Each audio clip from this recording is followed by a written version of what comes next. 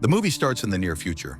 Nathaniel, the CEO of Genesis, gives a speech about launching a mission to colonize Mars. He tells the crowd that Earth's resources are running out, so humanity needs to find a new home elsewhere.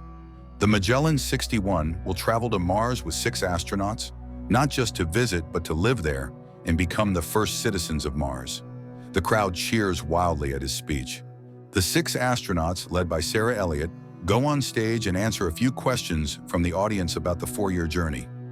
Sarah shares their excitement and calls it an honor to be part of the mission. Next, the 6 astronauts take off on their journey into space. They successfully dock with their transport vehicle in space and begin their trip to Mars. 2 months later, Sarah starts vomiting into a plastic bag. The other astronauts grow concerned and eventually realize that she is pregnant.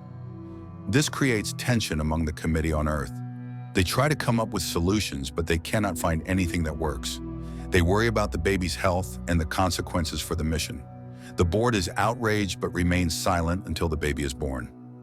Next, the crew lands on Mars, and on the due date, Sarah gives birth to a baby boy on Mars. She holds him and cries tears of happiness, but then she suddenly collapses and dies.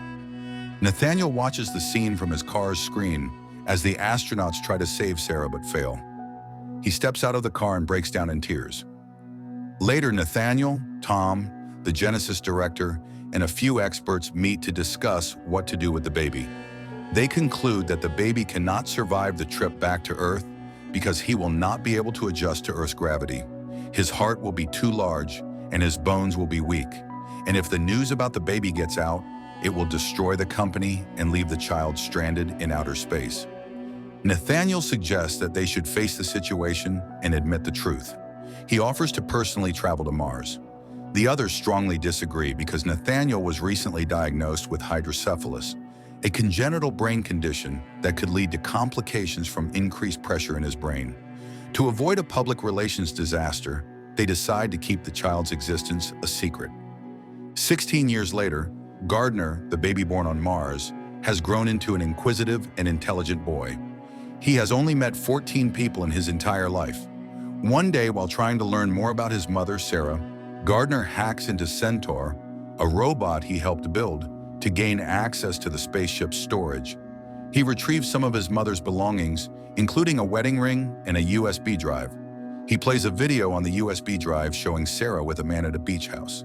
Gardner believes that the man is his father and becomes determined to find him. After that, Gardner goes to his daily class with astronaut Kendra Windham, who has become a mother figure to him.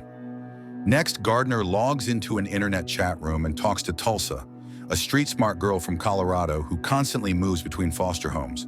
They form a close friendship. Gardner tells her that he is confined to a penthouse due to a disease, but Tulsa mocks him and says she does not believe his story.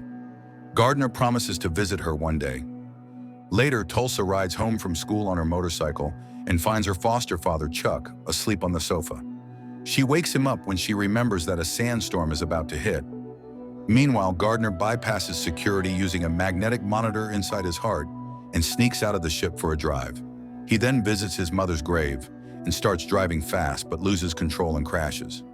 The vehicle flips over and his oxygen tube disconnects. Kendra arrives just in time to save him. After they return to the ship, Kendra scolds Gardner, but he brushes her off, saying she wouldn't understand. Later, they reconcile after she tells him that there is nothing in his mother's grave because her ashes are spread across the Pacific Ocean. Next, Kendra video calls Nathaniel and Tom to tell them about Gardner's extraordinary intelligence. She begs them to let him return to Earth. Nathaniel refuses, explaining that Gardner would need to undergo a dangerous surgery to increase his bone density and then train to adjust to Earth's atmospheric pressure. Despite the risks, Gardner goes through with the surgery. After recovering and training, Gardner boards a space shuttle to Earth with Kendra and some other astronauts. Gardner tells Tulsa that he is finally going to meet her. On the day of the space shuttle's arrival, Nathaniel discovers that Gardner is on board. He angrily confronts Tom, who had kept this from him. Despite his anger, Nathaniel visits Gardner, who is quarantined at NASA while undergoing medical tests to determine if he can survive on Earth. During the visit, Nathaniel and Gardner talk about their favorite things about their own planets. After a visit from Kendra, Gardner learns that they need to do more tests on him to see if he can survive on Earth. He gets upset and decides to run away. He stages an escape, steals clothes from a locker, and loads himself on the back of a truck to find Tulsa. On his way to Tulsa, Gardner experiences Earth for the first time. He narrowly avoids getting hit by a car, talks to strangers, and enjoys the rain. He feels alive for the first time. While walking, he meets a man named Waldo, and they trade sunglasses. Waldo shows him where to catch a bus to Colorado. Gardner takes the bus to Colorado. Meanwhile, Nathaniel and Kendra are searching for him.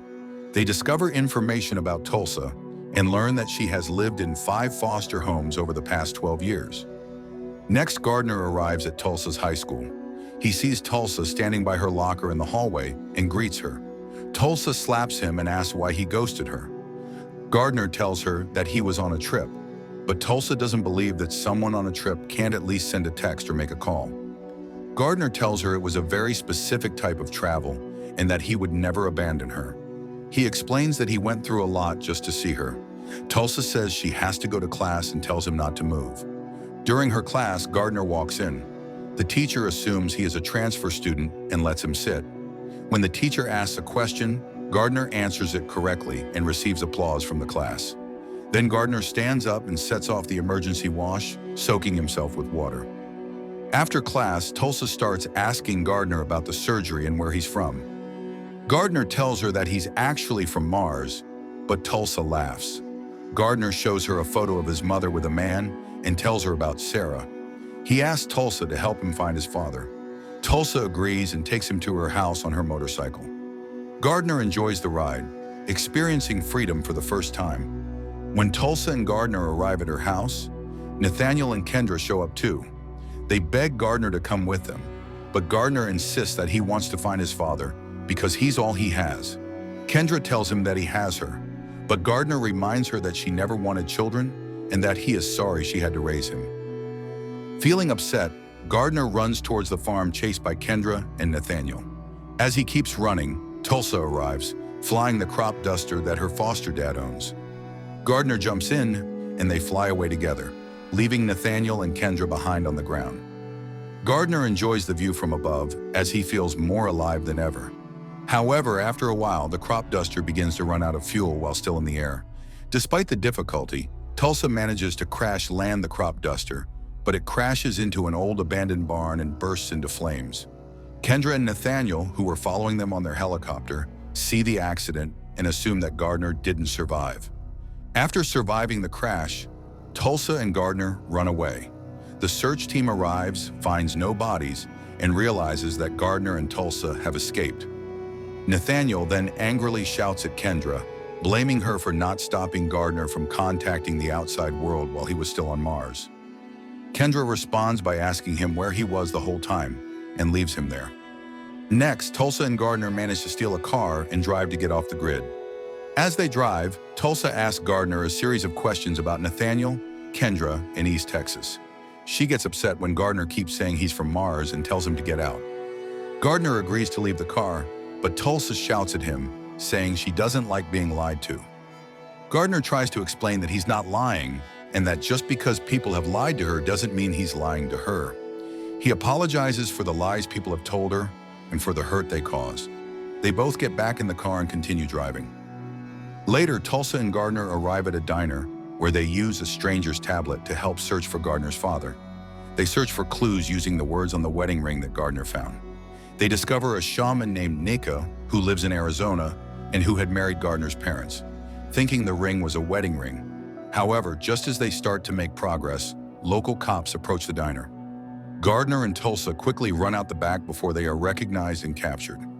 Next, Nathaniel and Kendra are searching for teenagers who fit Gardner's profile and find them, but they soon realize that the people they find are not Gardner and Tulsa. Then Nathaniel begins to lose his composure. Kendra tries to calm him down, but he tells her that he gave up years ago because he had never seen Gardner's face. Now that he has met the boy, he can't shake off the guilt he feels for deciding to raise him on Mars. Nathaniel says he needs to make things right, but just then, Kendra's phone rings. She's told that Gardner's blood has elevated levels of troponin, which is not a good sign. Nathaniel explains to Kendra that this means Gardner is suffering from an enlarged heart, and his heart cannot handle Earth's atmosphere. He urges her that Gardner must be returned to Mars immediately if he is to survive, saying that Gardner is running out of time, and they need to find him fast. Meanwhile, Tulsa and Gardner are enjoying their road trip. They arrive at a store to buy some clothes. After changing in the bathroom, Gardner sees Tulsa playing the keyboard, now wearing a new blue dress. She stops playing when she sees him, and Gardner tells her she looks beautiful. They leave the store together with their sleeping bags. The search for Gardner resumes with increased intensity, and the authorities discover CCTV footage of Gardner and Tulsa in a supermarket parking lot. On the road, Gardner is behind the wheel as Tulsa teaches him how to drive. He tells her that she is beautiful, which surprises her with his straightforwardness. That night, they camp out under the stars, where they share a kiss and get intimate. The next morning, they are discovered by a follower of Shaman Nika, who brings them to him. Nika agrees to help them, but Gardner's nose starts to bleed, a fact he hides from Tulsa. Meanwhile, Tulsa accesses a record to find the location of the beach house, which is in New California. Before they set off on their journey, they make a detour to Las Vegas. Gardner's nose starts to bleed again, and he collapses. They rush him to a hospital for emergency surgery. Afterward, Tulsa tells Gardner that she now believes he was born on Mars, but she also says she has to leave him at the hospital. Foster care will soon come to take him, and she knows he is too sick to continue their journey. Gardner admits that he knows he won't survive much longer on Earth, and that all he wants is to meet his father before his last breath. Tulsa finally gives in and helps him escape. They steal a car and drive to the beach house to meet Gardner's father. By the time foster care and the police arrive at the hospital, Gardner and Tulsa are nowhere to be found. Tulsa drives to the beach house where they meet the man from the video. Gardner tells him that he's Sarah's son and that she died giving birth to him. The man doesn't believe him, claiming that she died from a pressure suit failure. Gardner insists that he is her son, but the man denies this and threatens to call the police. Tulsa takes the phone from him and confronts the man, but he insists that he can't be Gardner's father because he is Sarah's brother. When Tulsa turns to look for Gardner, she finds that he is missing. She starts shouting and searching for him, eventually finding him at the beach. Gardner tells Tulsa that this is where he wants to die before collapsing. Tulsa tries to drag him to the shore, but he's too heavy for her. Just as she's struggling, Nathaniel and Kendra arrive in time to save him. Nathaniel performs CPR, and Gardner wakes up, asking him about his mother and what she was like. Nathaniel tells him that she was fearless and kind, and that it was her death that made him give up. He admits that he loved her, tears filling his eyes. Gardner then tells Nathaniel that he is his father, and Nathaniel finally admits the truth. Just then, help arrives, and they quickly take Gardner to NASA's spacecraft to remove him from Earth's gravity. Nathaniel takes control of the aircraft and successfully pilots it into space. Tulsa tries to wake Gardner, and he eventually comes to. As they float in the spacecraft, Gardner takes off his seatbelt, and Tulsa tells him that he has to go back to Mars. They share a kiss, declaring their love for each other. Kendra asks Nathaniel if he's okay, and he nods quietly. Soon, Gardner walks to board a space shuttle to Mars. Tulsa arrives, and they have an emotional farewell. Kendra, who stays on Earth, buys a ranch house and asks Tulsa to come live with her.